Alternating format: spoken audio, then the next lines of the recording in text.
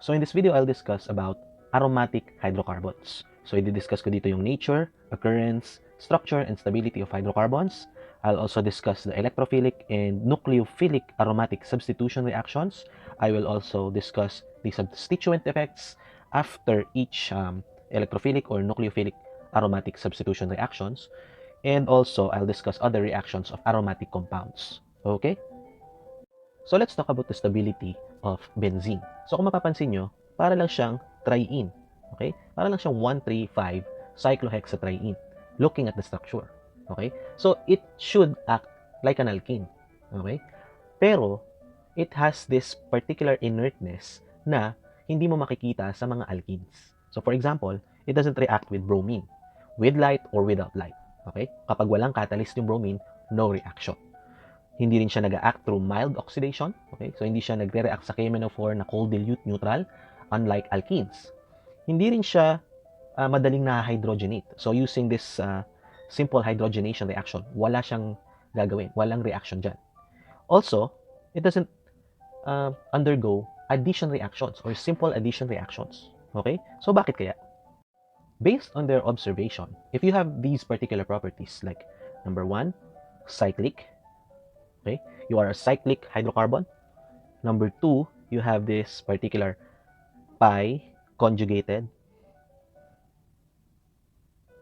system or conjugated pi system. Okay, so you have sp2 carbons that are adjacent to each other throughout the ring structure.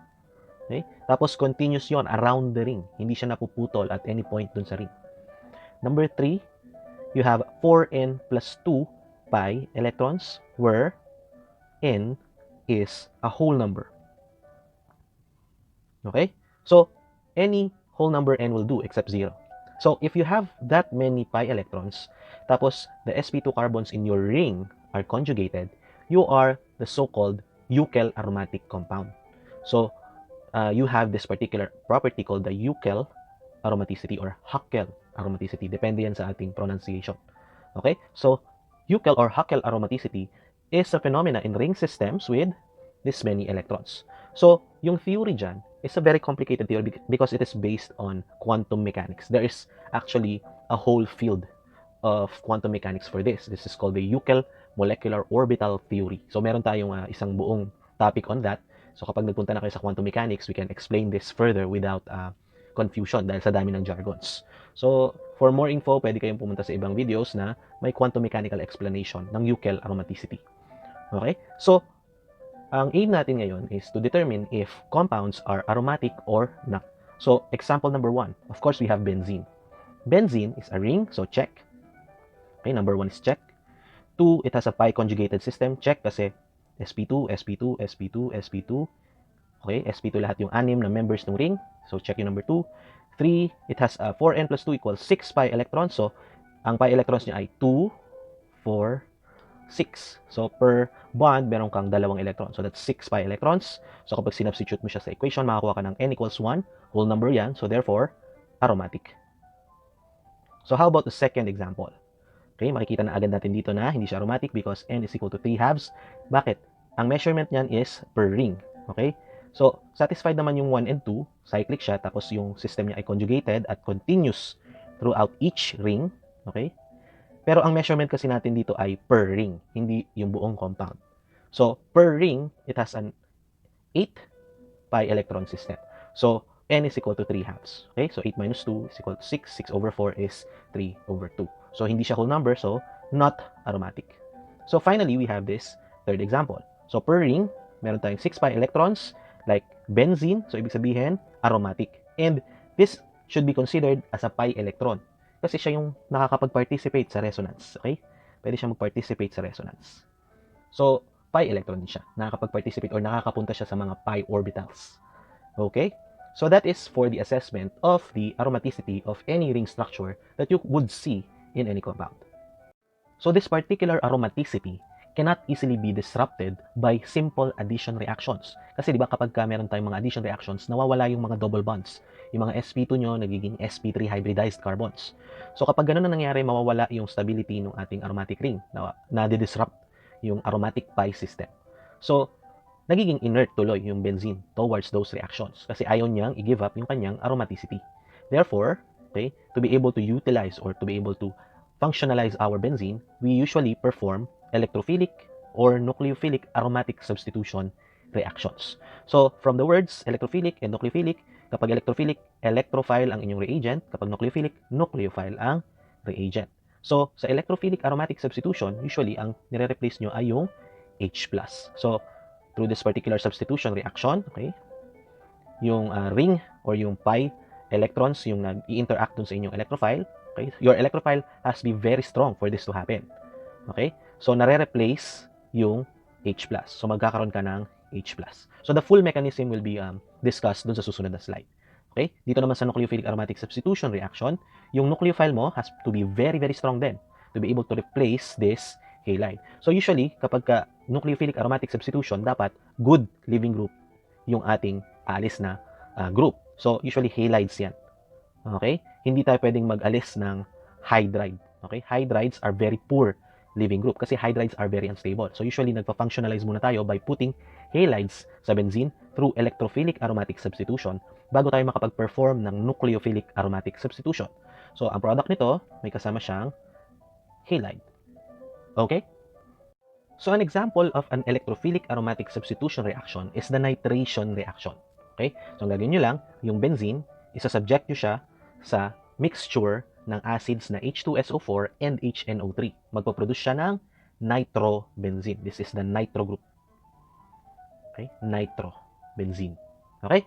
So, ang unang step ng mechanism is the production of the electrophile NO2 or the nitro. Okay? So, acid-base reaction lang siya. Since sulfuric acid is more acidic than nitric acid will act as a base. So, kukunin niya yung hydrogen ng sulfuric acid. So, yung sulfuric acid, kukunin niya lang yung bond na yan. Okay? Since mapoprotonate yung ating nitric acid, magli-leave yung group na to as water, okay, to form the nitro electrophile. This is the nitrocation. So, that nitrocation will interact with the benzene kasi sobrang strong na electrophile nito. Sobrang electron deficient ng nitrogen na to due to the oxygens, tapos meron pa siyang plus charge. Okay? So, yung hydrogen dito, nandiyan pa yan. So, upon attack of the benzene, magkakaroon ka ng benzene carbocation. Okay? Phenyl carbocation. So, to be able to bring back the aromaticity, yung hydrogen, siya yung magdo-donate ng carbon-hydrogen bond dyan. Tapos, aalis na siya as H+ to form the nitrobenzene, tapos H+ as the product or one of the products of the reaction. Okay? So another example of our electrophilic aromatic substitution reaction is the Friedel-Crafts halogenation. So founded siya by Friedel and Crafts. So the overall reaction is the addition of the halide or the halogen to form the halobenzene. Okay? The bromobenzene in this example. So hindi mo pwedeng i-add yung Br2 lang. Kailangan mo ng catalyst because you have to turn the Br2 into an electrophile first before the benzene can act on the bromine. So this helps in the reaction. Paano? It acts as a Lewis acid. So Lewis acid are electron pair acceptors. So aatakihin siya ng bromine. So magpo-form siya ng ganitong intermediate. This intermediate has a very electrophilic Br. Okay? Due to the Br here that is positive. Okay? Yan yung aatakihin ng benzene natin. Okay?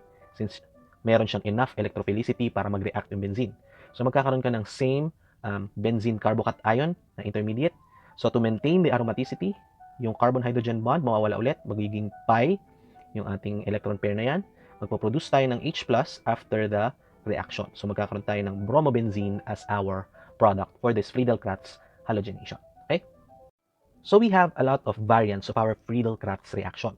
So, meron tayong halogenation, naipakita ko na yung mechanism nito. Meron din tayong alkylation, pero ang requirement natin hindi alkane. Dapat alkyl halide. Kasi yung halide na yan yung attack dun sa ating Lewis acid para mag-form ka ng alkyl benzene. Okay? So, the alkyl benzene will be the product kapag Friedel-Crafts alkylation. So, magre-remove yung ating Br. Hindi na yan yung aatakihin ng benzene natin. Ang aatakihin na niya is yung ating alkyl group. Okay? This carbon becomes the electrophilic site after the bromine attacks the PBr3 catalyst. Okay? Ganon din yung nangyayari sa acylation. Yung Cl na to, okay, magdodonate siya ng electron dun sa ating Lewis acid catalyst na AlCl3. Tapos, this one becomes the electrophile. So, yun yung aatakihin ng ating benzene para mag-form tayo ng acetophenone. So this is actually an acyl chloride. Okay? So you need an acyl chloride to perform the Friedel-Crafts acylation. Okay? So an important reaction that utilizes the EAS mechanism or the electrophilic aromatic substitution mechanism is the diazotization reaction. So ang aim nan, makapag-produce tayo ng diazobenzene. So paano tayo nagpo-produce ng diazobenzene? Magre-react muna yung benzene through nitration sa HNO3 and H2SO4 mixture. Okay, so magkakaroon ka ng nitrobenzene. So after that, i-reduce natin to. Tatanggalin natin yung oxygens, papalitan natin ng hydrogen. So paano natin ginagawa yan? This is called the Clemmensen reduction. Okay? So, Clemmensen reduction ang tawag dyan.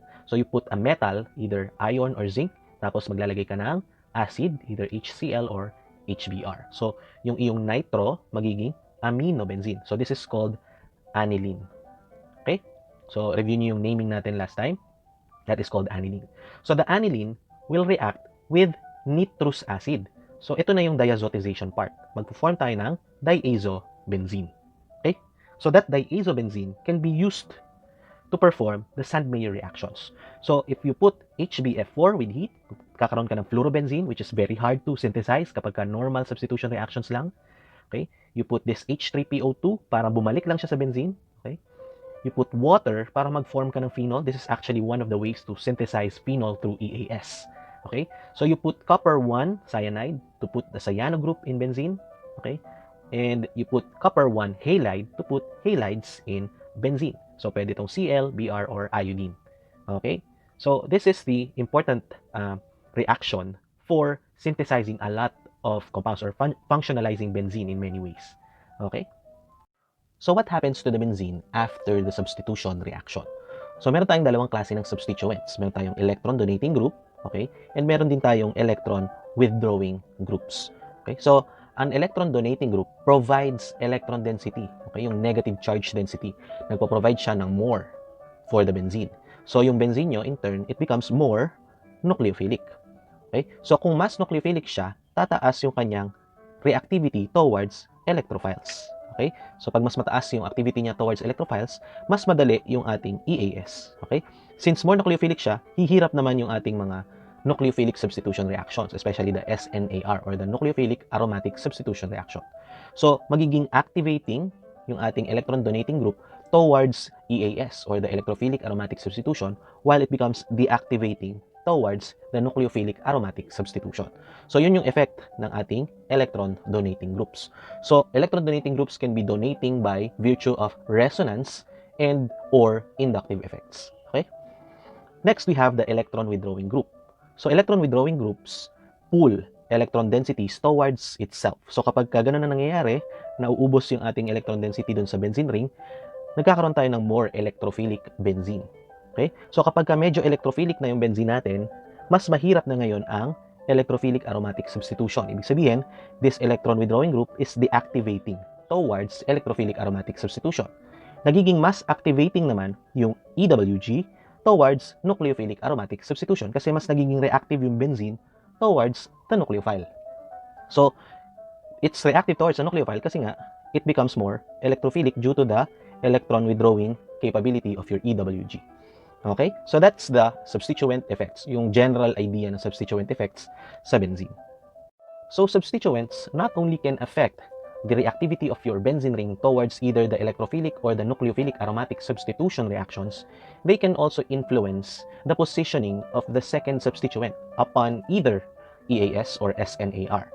So, let's look at this example, nitrobenzene. So, nitrobenzene is an electron withdrawing group by virtue of resonance. So, makikita nyo dito yung resonance forms ng ating nitrobenzene.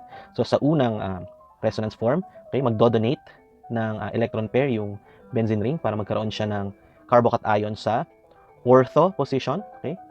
And then, this particular electron pair will be donated to this. Okay? So, magkakaroon ka naman ng carbocation ion dyan sa para position. Okay?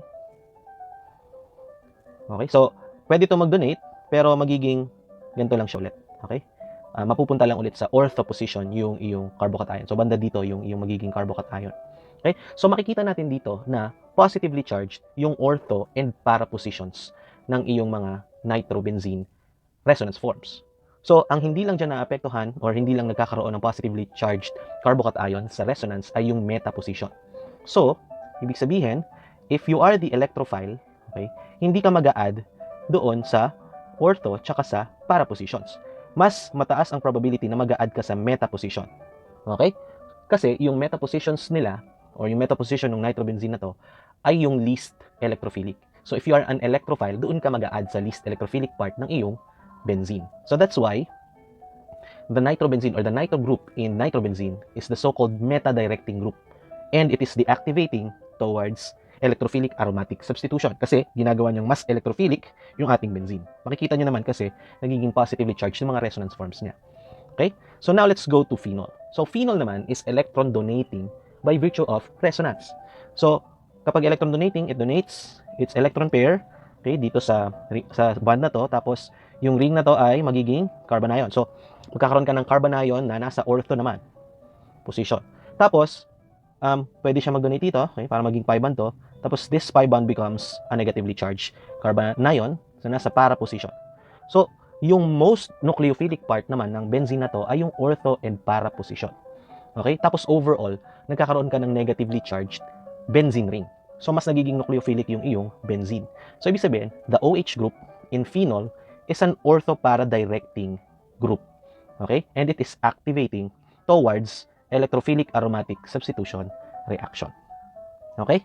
So chlorobenzene, however, meron siyang conflicting characteristic kasi the chlorine is electronegative by virtue of induction, okay? Kasi because of its periodic property, electronegative si chlorine, okay? Pero electron donating siya by virtue of resonance, okay? So, makikita nyo yung resonance forms niya, meron siyang ortho and para na carbanion. Therefore, we can say that although chloro is ortho para directing, it is deactivating kasi electron withdrawing group siya by virtue of induction, pero electron donating siya by virtue of resonance. So, may iba't ibang strength yan. Okay? So, yung iyong nitrobenzene, the nitro group is strongly deactivating because of its strongly electron withdrawing group characteristic pagdating sa resonance. Yung iyong phenol ay strongly electron donating naman because of its strong electron donating characteristic pagdating sa resonance. Yung iyong chlorobenzene, although pwede natin siyang sulatan ng mga resonance forms wherein nagdodonate siya, hindi kasing taas ng contribution ng mga resonance form na to, itong form na yan. Okay? Hindi mataas ang contribution ng mga resonance forms na to because of the positively charged Cl+. Okay? So, weakly, okay? Weak, lang siya, electron donating by resonance, pero strongly electron withdrawing naman siya by induction. So, deactivating pa rin yung chlorobenzene or yung chlorine dun sa benzene overall. Okay? So, in the case of toluene, yung carbon na to or yung methyl group na to, hindi naman siya masyadong electron donating. Okay? Because carbon din naman yung nasa benzene ring. Although yung mga carbons sa benzene ring mo, sp2 hybridized. So, mas electronegative sila compared sa sp3 carbon ng methyl group na to. So, electron donating na rin yung methyl group. Although, very weak lang yung effect ng kanyang induction. Okay? However, due to the formation of the tertiary carbocation dun sa kanyang resonance forms, activating siya towards electrophilic aromatic substitution. Okay? Kasi stable yung resonance form na to. So, ibig sabihin, nagpo-form ka ng ortho and para carbanions. So, those carbanions are in the ortho and para position. Okay? Ortho para directing siya towards sa EAS. Okay? For benzaldehyde, this group is electron withdrawing due to the resonance form. So, hindi po pwedeng mag-donate ng double bond yung iyong carbonyl group kasi mawawala ng electrons si oxygen. And oxygen is a strict follower of the octet rule. So, hindi pwede yun. Okay? The benzene will donate the electron papunta dun sa carbonyl carbon. Okay? So, nagpo-form siya ng ortho and para carbocation. So, these carbocations, okay, are not target for electrophiles kapag ka EAS. So, yung meta, okay, position lang yung least electropositive dyan sa inyong structure. So, yun yung aatakihin ng iyong electrophiles. So, meta-directing ang aldehyde group na to towards electrophilic aromatic substitution and it is deactivating kasi it makes the benzene more electrophilic. So, finally, we have styrene. So, styrene, okay, does not form the primary carbocation. Hindi yun stable. Instead, the form niya, okay, yung mas stable niyang resonance form is the primary carbanion. That is the more stable. Mas stable yan kaysa sa primary carbocation. Okay? So, ito yung major contributor. So, therefore, styrene or this group, this vinyl group, is electron withdrawing by resonance kasi nakaform siya ng electrophilic na resonance forms or yung electrophilic na rings in their resonance forms. So, ibig sabihin, styrene, like the nitrobenzene and the benzaldehyde, okay, meta-directing din siya. And it is deactivating because it makes the benzene an electrophilic group in the resonance forms. Okay? So this table summarizes the effect of each substituent towards EAS reactivity, okay, yung resulting EAS reactivity ng inyong substituted ring, tapos yung magiging orienting effect. So saan mapupunta yung second substituent. Tapos ito yung inductive and resonance effect ng inyong mga substituents kapag nakakabit na siya sa ring. So for example, for methyl group, activating siya towards EAS, okay, because of the formation of the tertiary carbocation dun sa resonance form niya. It is also orthopara directing, and it is a weak electron donating group.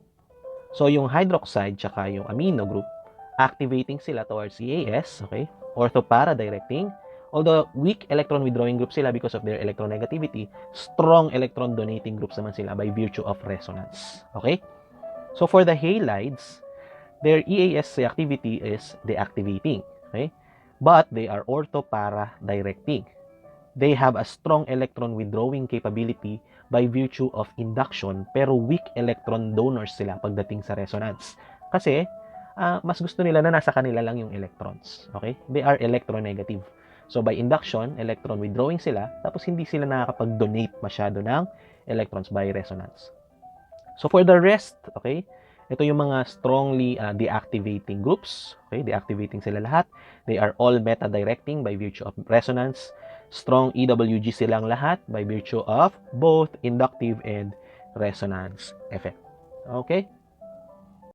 So, as a rule, for the substituent effects, yung unang substituent doon sa reaction, siya yung masusunod. Okay? Siya yung magdidirect doon sa second substituent.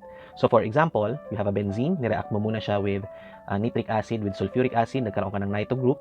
Yung susunod na substituent, whichever it is, dapat nasa meta position. So, after the Friedel-Crafts alkylation, yung methyl group mo, which is the second substituent, is in the meta position. Okay? Tapos, kung uunahin mo naman yung Friedel-Crafts alkylation, this methyl group is orthopara directing. So, after mo maglagay, okay, yung pagkatapos mo maglagay ng second substituent, nasa ortho and para position yung iyong substituent. So, the distribution of the ortho and the para are almost the same kasi pareho sila ng probability. Or although yung ortho position mo yung usually mas marami because the para position is just one position. Yung ortho, meron kang dalawang possible ortho positions. Okay? So, usually mas marami kang na-form na ortho. Pero kapag ka naman masyadong malaki yung group na to, mas favored yung para because of the stereochemistry naman. Okay? So for the sample problems, let's predict the products of the following reactions. So halos lahat lang ito ay mga electrophilic aromatic substitution reactions. So substituent effects yung kailangan nyo lang i-keep in mind kapag nagsasagot ng mga problems. Okay? So for number 1, ang unang gagawin ay Friedel-Crafts halogenation. So the product is a halobenzene, okay? Or a bromobenzene. Okay? Next is a Friedel-Crafts alkylation since this is an orthopara directing group, okay, yung bromo mo. So magkakaroon tayo ng ortho plus para methyl bromobenzene, okay? Or the para bromotoluene and the ortho bromotoluene. Okay? So after addition of the bromine, pero wala na tong catalyst. So this is not a Friedel-Crafts reaction. This is a free radical substitution reaction. So alin lang dyan yung alkyl na carbon. So ito lang naman yung alkyl na carbon dyan, yung mga methyl groups. So mangyayari, meron ka pa rin dalawang products. Okay? So nandito yung isa mong Br plus yung para position naman. Okay? Ganyan. Okay? So for number 2, we have another Friedel-Crafts halogenation. So magkakaroon ka lang ulit ng bromobenzene. Okay? Tapos meron tayong nitration. So the bromobenzene again is an orthopara directing, okay, group. So meron tayong ortho bromobenzene plus yung ating para nitrobromobenzene. Okay?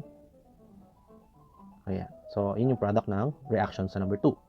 For number 3, meron tayong nitration muna, first step. Okay? O2. And then we have the Friedel-Crafts alkylation. Pero this time, hindi siya CH3. This is a propyl group.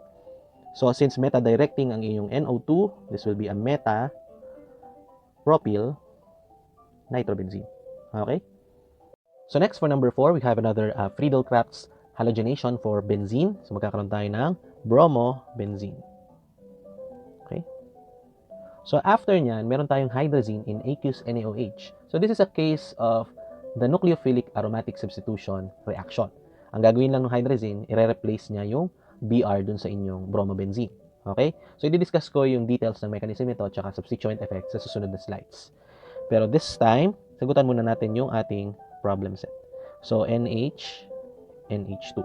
So, mapapalitan din yung isang hydrogen ng iyong hydrazine. Okay? So, by the way, the spelling is hydrazine. Okay? So, the aqueous NaOH keeps the hydrazine in its basic form. Kasi yung hydrazine nyo ay basic. Nagre-react siya sa water to form the hydrazonium, yung positively charged na form ng inyong hydrazine or yung acid form niya. So, hindi yun magre-react sa bromobenzene kapag ganun yung form niya. So, the NaOH keeps the hydrazine nucleophilic. Okay? So, the next step is the simple nitration reaction of the hydrazine. So, magkakaroon tayo ng ortho and para nitro benzyl or phenylhydrazine. Okay?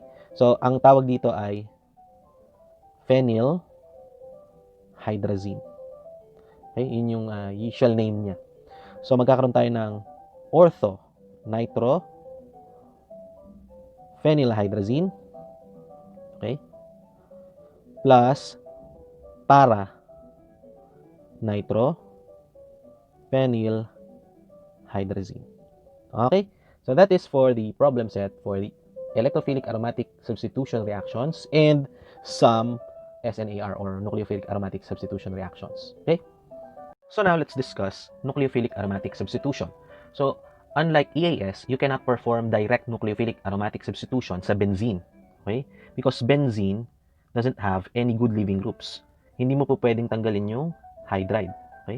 Because hydrides are poor leaving groups. Hydrogen is not very electronegative, so hindi siya masyadong capable na mag-carry ng negative charge. So, para makapag-perform ka ng SNAR, okay, ifa-functionalize mo muna yung benzene such that magkakaroon siya ng good leaving group. So, most preferably, halogenation ang ginagawa. Okay? So, pag may halogen ka na, the halogen is a good leaving group, yan yung madaling palitan ng ating nucleophile, in this case, yung hydroxide. So, nagkaroon na tayo ng phenol. So, remember nyo dun sa EAS, to be able to synthesize a phenol from purely EAS mechanism, okay, kailangan pa nating mag-Sandmeyer reactions. So, maggagawa ka muna ng diazobenzene, tapos yung diazobenzene na yun, lalagyan mo pa ng water. So, mas mahaba yung step. You can actually do nucleophilic aromatic substitutions para magkaroon ka ng phenol. So, mas maikli yung mechanism na to or yung scheme na ito compared dun sa purely EAS na path. Okay? So, the mechanism of the nucleophilic aromatic substitution is quite debatable kasi may nagsasabi na meron daw existence ng Mesenheimer complex. However, meron tayong recent data na nagsasabi na the reaction is too fast for this particular complex to exist. Okay? So, ang predominant na pinaniniwalaan ngayon sa mechanism is just an SN2. Okay? Para siyang SN2 lang, bimolecular nucleophilic substitution mechanism, pero sa benzene siya nangyayari. And this particular Mesenheimer complex disrupts the aromaticity of benzene, okay, which is not very common pagdating sa mga negatively charged na benzene. So, mas preferred daw ng ating nucleophile na mag-bimolecular substitution na lang. Okay? And this happens at high temperature. So, the bimolecular substitution reaction is preferred. So, maraming nagdi-dispute ng Mesenheimer complex. Okay?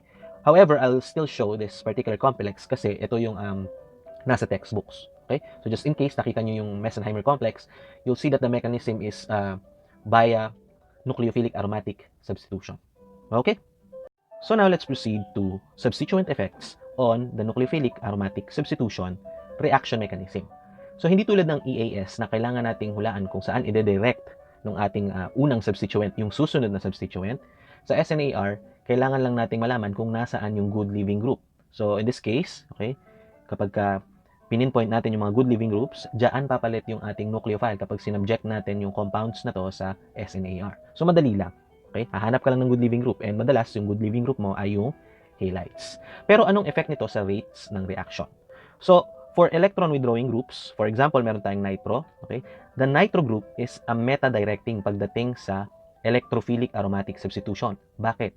Kasi yung meta, balikan natin tong slide na to, the meta position is the least electrophilic kasi siya yung hindi natatamaan ng carbocation intermediate sa resonance. So, siya yung inaatake ng susunod mong substituent, okay? Towards EAS. This is EAS, okay? Paano kapag ka nucleophilic aromatic substitution? Anong effect ng resonance forms na to? Okay? Since nucleophilic aromatic substitution, yung substitution towards the ortho and the para, sila yung mas mabilis kaysa sa meta. Okay? So, kung sa meta nakakabit yung iyong good living group, mabagal ang iyong nucleophilic aromatic substitution. So, tingnan natin dito. So, kung meta, yung bromo mo, this is a meta-bromo nitrobenzene, nireact mo through SNAR, this is a nucleophilic aromatic substitution reaction, the product, okay, formation is slower. Or yung pag-synthesize mo ay mas mabagal. So, kailangan natin ng heat dyan para bumilis yung reaction. Because this is not very electrophilic. Yes, this makes the whole benzene electrophilic, but the meta substitution is slower than the ortho-para. So, mas mabilis yung substitution reaction kapag ka nasa ortho at saka nasa para yung iyong halide. Okay? Again, because of the resonance form. Pinaka-electrophilic yung ortho and para positions dun sa ring. So, after SNAR, okay, yung ortho and para products mo, mas mabilis silang ma-form. So, the ortho and para products are faster forming than the meta products. Okay? Pero nakadepende pa rin yun kung nasaan yung good living group. Kahit na mas mabilis yung ortho para, kung sa meta nakakabit yung good living group, meta pa rin yung magiging product mo. I'm just saying na mas mabilis yung reaction kapag ka ortho para, especially kapag ka electron withdrawing groups, strongly electron withdrawing by virtue of resonance yung iyong unang substituent. Okay? So how about electron donating groups? Anong magiging effect nila sa rate ng ating nucleophilic aromatic substitution mechanisms? So to be able to do that, we synthesized the three isomers, okay? The meta-bromo-aniline, the ortho-bromo-aniline, and the para-bromo-aniline. Okay? So yung meta-bromo-aniline, ang gagawin lang natin, uunahin natin yung meta-directing nitro group, and then mag-Friedel-Crafts halogenation tayo para ma-produce natin yung meta-bromo-nitrobenzene, and then we will be performing Clemmensen reduction para ma-reduce yung ating nitro into the amino group. So magkakaroon ka ng aniline. Okay? So kapag ka naman yung ortho and para isomers, okay, uunahin natin yung Friedel-Crafts halogenation. So the halogenated product is ortho para, although hindi sila activating, deactivating sila. Tsaka natin lalagyan ng nitro group by nitrating using nitric acid and sulfuric acid. Tapos yung nitro group na yon, i-reduce natin through FeHCl, through Clemmensen reduction. Makakapag-produce tayo ng ortho-bromo-aniline tsaka para-bromo-aniline. So nakapag-produce tayo ng meta, ortho, tsaka para isomers. Okay? So, tingnan natin ngayon yung substituent effect ng aniline dun sa ating ring. So, makikita natin dito na negatively charged yung ortho tsaka yung para position ng mga resonance forms ng aniline. Aniline is an electron donating group. So, sa first resonance form, makikita natin na magdodonate siya ng electron pair dun sa ring. So, the ring becomes nucleophilic in the process. So, nucleophilic na siya. So, mabagal na agad yung kahit anong isomer. So, it's slower regardless of the position kasi nucleophilic yung ring. So, yung nucleophilic aromatic substitution reactions themselves, okay, yung kahit anumang klase ng isomer yung i-subject mo doon, mabagal na siya. Okay? Ano yung mas mabagal ngayon? Yung ortho para or yung meta? So, dapat mas mabagal yung ortho para because the ortho and the para are the more nucleophilic sites. So, the ortho and the para substitution reactions are the slower ones. So, ito ay very slow while this is just slow. Okay? Kasi to start with, nucleophilic na yung ating benzene. Pero mas mabagal pa rin yung ortho para substitution, okay? Yung kapag ka nag-perform ka ng SNAR sa ortho and para isomers kaysa kapag nag-perform ka ng SNAR sa meta substituted aniline. Okay? So here's the summary of the effects of substituents, okay, towards the nucleophilic aromatic substitution mechanism. So makikita natin dito na kapag electron donating, okay, generally weak ang kanilang reactivity towards this particular reaction, SNAR, okay, but it's a little faster kapag nasa meta yung kanilang isomer. So kapag meta substituted yung iyong leaving group with respect dun sa ating EDG, okay, mas mabilis siya ng slight. Pero mabagal pa rin yun kumpara sa mga electron withdrawing groups. So pagpunta naman natin sa mga electron withdrawing groups, okay, the reactivity is strong towards SNAR kasi ginagawa niyang electrophilic yung ating benzene ring. So, ibig sabihin, mas strong yung magiging interaction niya with the nucleophile. So, the faster rate is at the ortho para isomers. Okay? So kapag nasa ortho or para position yung iyong leaving group, mas mabilis yung iyong magiging SNAR. Tapos pagdating naman sa mismong mga leaving groups, okay, it is generally strong kasi sila yung good leaving groups. Wherever their positions are, mas mabilis yung SNAR kapag present sila. Okay? Usually hindi naman nangyayari ang SNAR kapag wala kang good leaving group. Okay?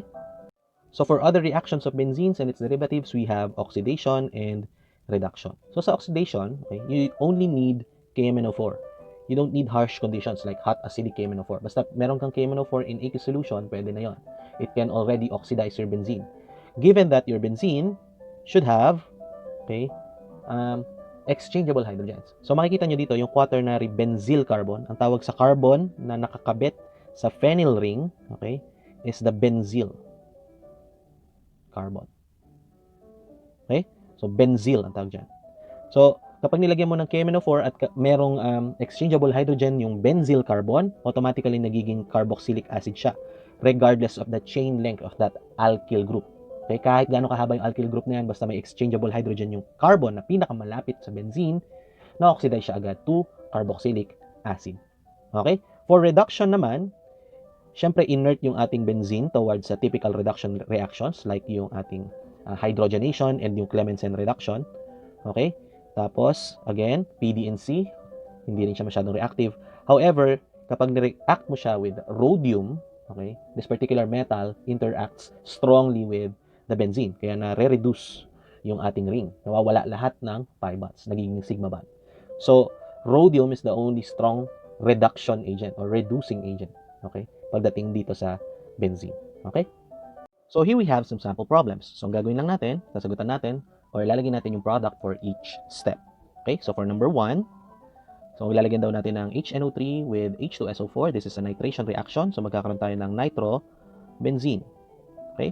Next, lalagyan daw natin siya ng Br2 in PBr3. So, this is a Friedel-Crafts halogenation. But then again, this NO2 is a meta-directing substituent. So, magkakaroon tayo ng meta-bromo nitrobenzene. Okay? Ayan. So, after nyan, meron daw tayong NaNH2. This NH2 is a very strong base or very strong nucleophile. Okay? Both as strong as base and nucleophile. Pero in this particular case, mag-a-act siya as nucleophile. So, through SNAR. Okay? So, ang papalitan niya ay yung Br. Okay? So, meron ka ng meta-nitroaniline. Okay? So, delete natin to para clear yung ating presentation ng products. So, for number 2, we have first, nitration. Tapos, next is Clemmensen reduction of the nitro group. So, meron tayong aniline. Then, meron tayong diazotization and then a Sandmeyer reaction with copper 1 iodide. So, mangyayari lang dyan, kakaroon tayo ng iodine. Okay? Kasi ang mangyayari, magkakaroon ka ng diazo dito na product, tapos yung diazo product mo, papalitan lang ng iodine. Okay? Through the Sandmeyer reactions. So, after nyan, nucleophilic aromatic substitution. Okay? This is a very strong base / nucleophile. This is a methoxy group. So, papalitan lang niya yung iodine mo. OCH3. This is anisole. Okay? So, for number 3, we have Friedel-Crafts alkylation. So, mangyayari lang, yung benzene mo, magkakaroon siya ng isopropyl group. Okay? So, next, we have a free radical substitution reaction. So, magkakaroon ka ng Br dito sa tertiary carbon. And then, magkakaroon ka ng alkene because this is a reagent for elimination reactions. So, mangyayari lang dyan, yung benzene mo, magkakaroon ng alkene. It cannot act as a nucleophile kasi wala tayong leaving group. Wala tayong aalis na halide. Hindi siya pwedeng mag-SNAR. Okay? So, mangyayari lang, magkakaroon tayo ng alkene. And then, interact daw with BH3, THF, number 1, then sodium hydroxide and hydrogen peroxide. So, this is an hydroboration oxidation reaction. It will produce a non-Markovnikov alcohol. Okay? So, ganyan yung magiging product natin sa number 3. So, finally, for number 4, una ay Friedel-Crafts alkylation. So, mapapalitan lang, malalagay lang natin to dito sa benzene. Okay? Ganyan. Next is free radical halogenation. Okay? So, after the free radical halogenation, yung bromine natin dito mapupunta. Okay? Hindi dito. Because this carbon is near this benzene ring. It stabilizes that carbon through hyperconjugation. Okay? So, after natin ng free radical halogenation, i-eliminate daw natin yung bromine dun sa reaction. So, mangyayari, magkakaroon ka ng alkene. Okay? So, paano ko nalalaman na elimination yung reaction? Because of the heat. Okay? Kapag ka may heat, mas dominant ang elimination. So, dito magkakaroon ng double bond. Okay? So, KMnO4, pH 7, cold dilute. This is a Bayer's reagent. So, magkakaroon na tayo ng vicinal diol dun sa ating alkene na part. Not in the benzene part. Okay? So, vicinal diol. Okay? So, that is for the aromatic compounds. Okay? Sa susunod nating discussion, i-discuss ko na yung mga compounds na may oxygen and nitrogen and sometimes sulfur. Okay? So, see you next video.